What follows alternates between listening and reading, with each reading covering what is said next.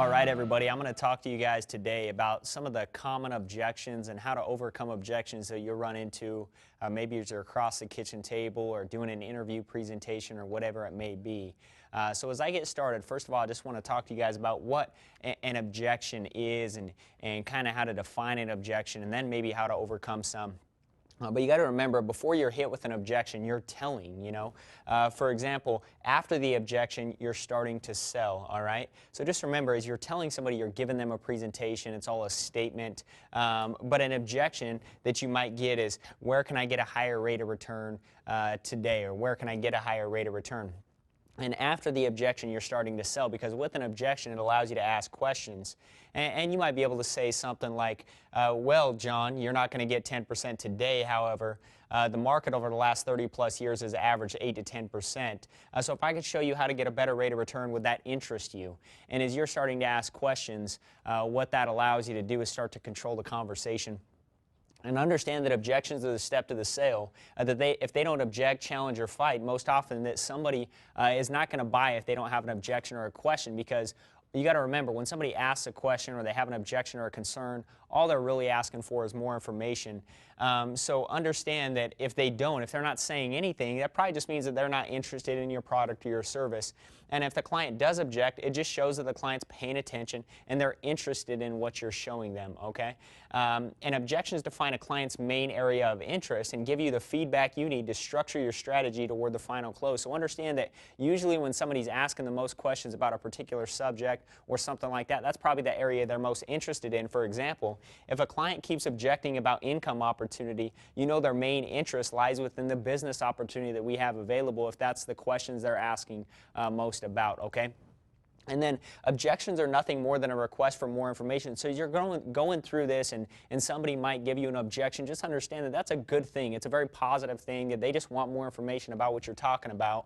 And our job is to help a client obtain the facts to make a decision that improves their financial situation, whether it be helping them make more money or the right products or services that we have to offer. But it really is so important and critical to the success in your career to learn how to overcome these objections or areas of concern. For example, if a client's main concern is that they only need life insurance at an elderly age, our job is to educate the client on the ability to save towards their FIN number, at which point they become self-insured.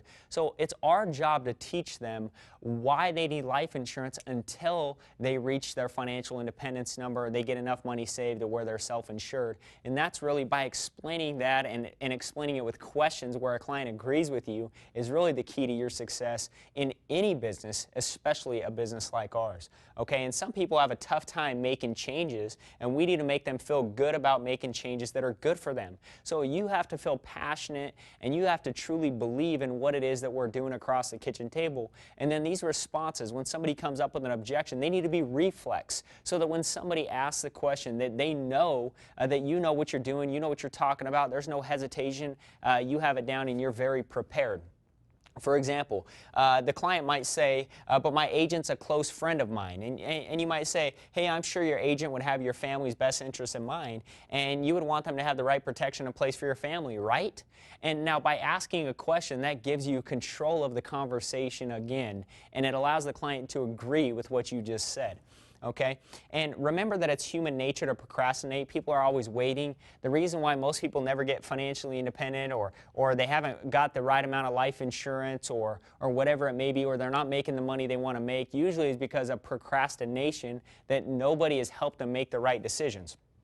And so I would say, however, it's not wise to procrastinate and keep a cash value insurance policy or save in a low interest savings account. Would you agree, John? And he would say, of course.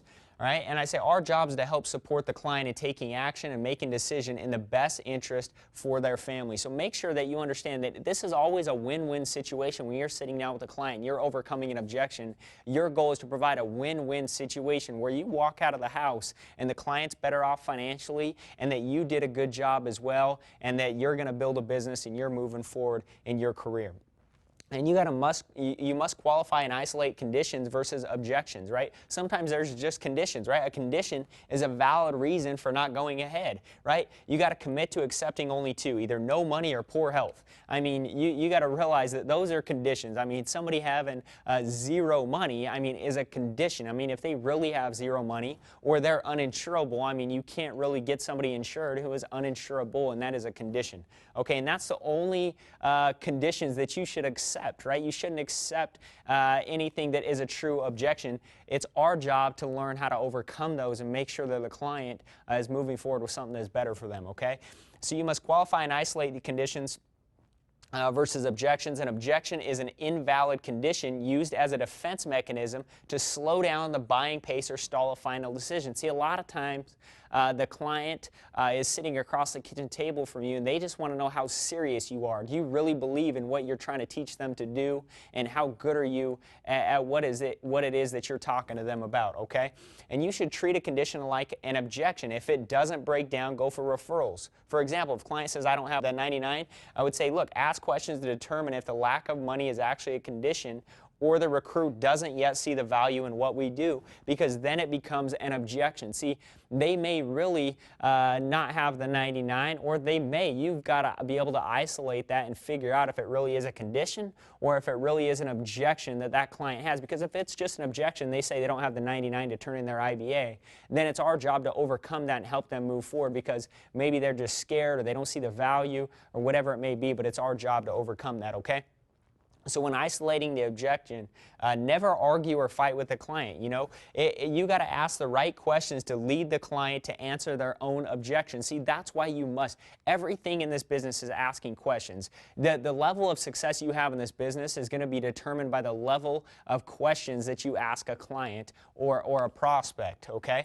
And there's three types of questions that you can ask somebody, and I hope you'll master asking these kind of questions. You should practice these in all areas of your life.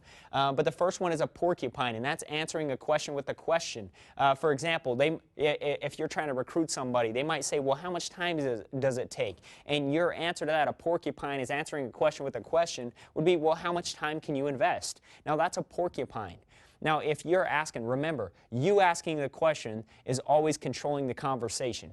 So if they ask you a question and you answer it with a statement, they took control of that conversation. So that's why it's so important to learn a porcupine, okay? The next kind of question is a tie-down question. And that's asking a question that requires the client to agree. Now, that is a tie-down, and there's a lot of tie-downs that you can use throughout your presentation or whether you're prospecting or setting an appointment or whatever it may be. For example, the client might say, as you're going through the presentation, the agent might say, well, I'm guessing that if I could help you get out of debt faster, that would be something that would interest you, wouldn't it? And they say yes. Now, when they say yes to that, that is a tie-down because they agreed with you that they would like to get out of debt faster or whatever it may be that you asked them that required a yes answer. Now, the third type of question is alternative choice. And a new person in this company will start to realize that we teach a lot from alternative choice questions, whether it be setting an appointment, whether it be getting an invite to a meeting, whether it's setting a carryback appointment or whatever it may be, but giving more than one option to choose from. See, a lot of times if you don't give them 2 options or 3 options, somebody doesn't know what to choose. It's like if you walk into a candy store, it's like impossible to pick one because there's so many, right? But if you have 2 options, it's a lot easier to pick one. So when you're setting an appointment, you say, hey, look, when can we get together? I have Wednesday, or would Tuesday be better? And you give them 2 options. That's an alternative choice question. And when you master these 3 types of questions, really setting appointments, closing business, recruiting somebody, it becomes so much more fun, right? Because you learn how to get results in this business. And so these are some steps to overcoming the final objection. Number 1 is you got to hear somebody out. You got to listen. See, I believe there's a reason why we have 2 ears and 1 mouth, and that's really we got to listen more than we talk. You know, develop the discipline of waiting until you're sure you're hearing the real area of concern. You want to listen to what it is that they're saying. All right, so don't interrupt them. You have 2 ears and 1 mouth for a reason. Always try to bypass a concern until the end of your presentation. So for example, if somebody's asking a lot of questions, maybe you have them write them down and then overcome those objections at the end. And maybe if you're getting the same objection all the time in your presentation, maybe you overcome that in your presentation. You learn how to overcome that so you're not getting it time and time again in your presentation, okay? So one example of hearing them out, let's say John said, well, why would you buy term insurance when you can buy cash value and get all your money back? He might say something like that. And you say, well, that's a great question, John. And with your permission, can I note that as an area of concern and we'll cover it at the end of my presentation? Would that be okay? And that would be hearing somebody out. And when you hear them out, see, if you don't hear them out and you don't state back that you're hearing them out, a lot of times they might get frustrated and think you're just not listening to them. And people just want to know that you're really paying attention. And if they bring the same concern up twice, it's real and it must be handled immediately. So if they ask you the same question twice, if they bring up the concern more than once in that presentation, answer it, get it over with, and remember that as you're answering the question with a question and getting the client to agree with you, okay? And number two is you got to feed it back. Restate their concern in the form of a question, thus making them elaborate, explain, defend, and clarify their concern. So as you're feeding it back and asking to a question, somebody has to clarify their objection that they just gave to you. They have to really think about what it is that they just said. And so I think that makes it a lot better that not only are you hearing them out, but now you're feeding it back to them so they're hearing what they just asked you back to them. So, example, if you bypass a concern and it doesn't work, feed back their concern back to them. You just say, John, so you're concerned with why we teach you to buy term insurance and invest the difference instead of buying a cash value policy, is that correct? He says, well, yeah.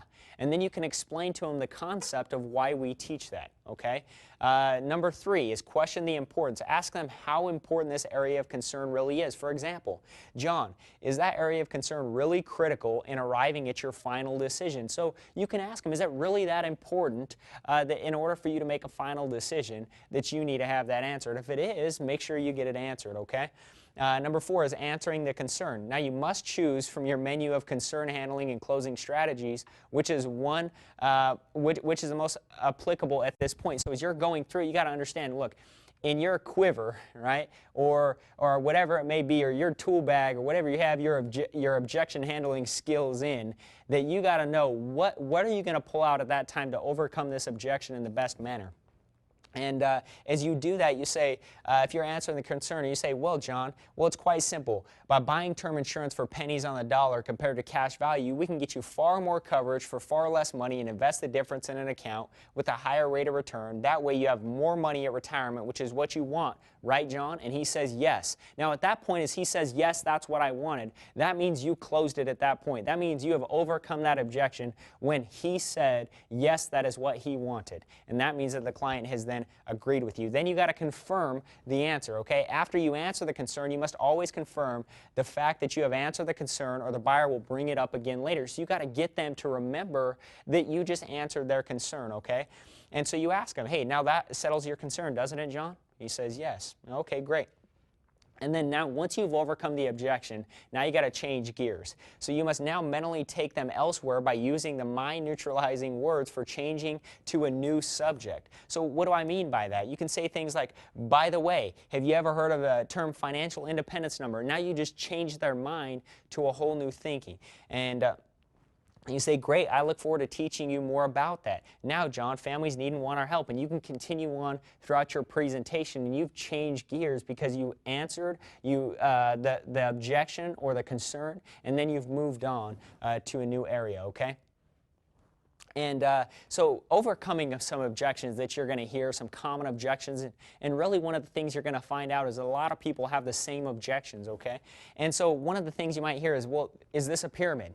And if they say, you say, well, let me ask you, what is a pyramid, John? He said, well, someone at the top makes all the money or whatever. So you say, hey, well, can I ask you a question? Where do you work now? And wherever they work, it doesn't really matter. You say, well, the company you work for now, do you have a manager? And they would say, well, yeah. I would say, well, does he have somebody above him? Who's your manager's boss? And he'll tell you. I'd say, who makes more, you or the manager's boss? And they're going to tell you who makes more money, which is the manager's boss, right? Or the guy at the top. I say, well, what is your opportunity to be the owner? What is your opportunity to be the owner of that company? He's going to say, well, it's probably not going to happen. And I'm going to ask him, well, what does that look like to you, John, or whatever it may be? And he'd say, well, or I would ask him, doesn't it make sense to work for a company that doesn't put any restrictions on your income potential? He's going to say, well, absolutely, that would make sense. I'd say, okay, great. So now I just overcome that objection, okay?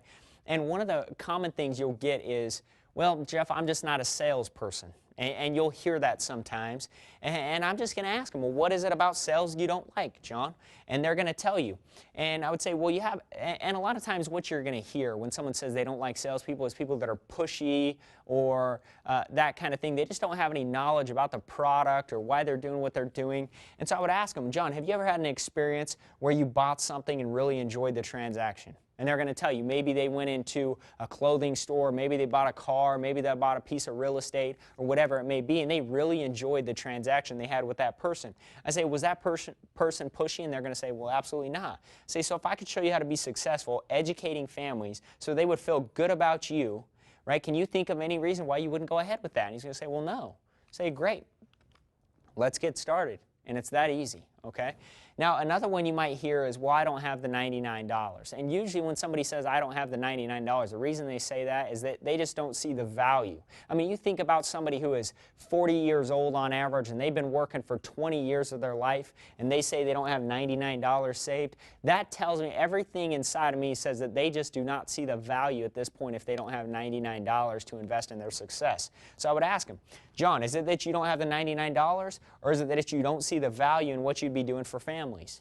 And he's going to tell you, you know, and at that point you can figure out if it really is an objection. Say, so let me ask you a question, John. If I told you that I have outside a brand new BMW M5 and I would sell it to you for exactly $99, but you had to come up with the money today, would you be able to come up with the $99? And he's going to say, yes, absolutely I would. Why? Because that car is worth a lot more than $99, right? And he'd figure it out. And so at that point I would say, so what you're really telling me is that you don't see yourself being successful by helping families. Who can we go see right now so we can turn this into a reality instead of making this a theory? So you can take them out there and they can see it actually happening, okay? And then he's going to tell you somebody, okay? And maybe somebody says, well, Jeff, I just don't have the time right now. And I respect that because there's a lot of people that are very busy, and I just want you to understand that it's very good to work with somebody who doesn't have a lot of time. Those are the kind of people you want to work with, because people that are busy are usually ambitious because they're always trying to add something new. They're always trying to get ahead, which is why they're busy. People that have all the time in the world usually aren't ambitious. That's why they have a lot of time. Okay, so understand that this is probably one of the best objections you could get. That means you're sitting in front of somebody who is ambitious. They're motivated. They want to do something with their life. And so when they say that, you just say, well, what are your commitments right now? And you figure it out. You get their schedule. You say, how many hours a day do you work? And usually people say 8 or 10 hours a day, right? I would say, great. So that means you really have 6 to 9 Monday through Friday free. And they're going to say, well, Jeff, maybe I have softball, church stuff, family, all that kind of stuff. I would say, so out of all of those things you just mentioned, which is more important than you reaching your goals and dreams? I mean, is it the softball? And John's going to start thinking, he's going to say, well, no, really not, right? I'd say, great. So with your credibility and my know-how, it's going to be impossible for you to fail. So obviously we can do this thing. So let's get started. Now I'm going to overcome that. Another one that you might hear is, well, Jeff, I just don't think that I can do it. I just don't think I'm good enough. And I would say, well, what do you do now?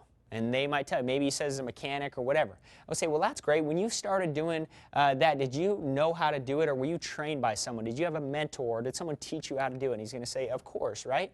Say, would you say you're better now or when you first started? He's going to say, I'm way better now. And when he says that, I say, how long did it take you to learn the ropes? I'm guessing that, you had that person teaching you and training you and mentoring you. So how long did it take you? And they'll give you a number. I'd say, so if I spent time teaching you and educating you on exactly what it is that we do, can you think of any reason why you wouldn't get started? He's going to say, well, no. Because now that overcomes the objection. He has no excuse about, well, he doesn't think he can do it. Because I'm going to teach him. I'm going to take him out there. I'm going to train him how to do it, right? And I'm going to tell him, with your credibility and my experience, you're going to do nothing but be successful here. And he's going to be excited about that, okay? And so those are some recruiting objections that you might hear. Now, there are also some life insurance objections. If you're going to close and you're across the kitchen table, there might be some objections that you might hear. Like one of them might be, well, I just don't see the need for a life insurance. And that might be one of the things you might hear. And so I would just say, hey, John, I understand that nobody likes to invest in something they don't think they need. But let me ask you, if you had a toaster that popped up $3,000 a month every month, would you insure that toaster in case it breaks? And he's going to say, well, of course I would, right? I would want to make sure that $3,000 keep coming in. I would say, even if it cost you $500 a month to insure the toaster, would you still do it? He's going to say, of course I would, because I would still have $2,500 a month left over, so I'd want to make sure that keeps coming in. And I would say, well, guess who acts as the toaster in your household, John? They say, well, I do. I say, great. So if you can insure your income like you would insure that toaster for a lot less than $500 a month, wouldn't it make financial sense to see if we can do that? You say, of course. I would say, great. So we'll see if we can get you medically qualified for the coverage. And you close that. So there might be another thing you might hear as well. We have some other things we need to take care of first, like health insurance, and you might hear that. And I would just say, well, I understand, John, all of those other things are important to your family. However, what is it that actually pays for all of those other things like health insurance? And what's John going to say? He's going to say, well, my income is. So what would you say is more important to protect, those other things or the income which actually pays for those other things?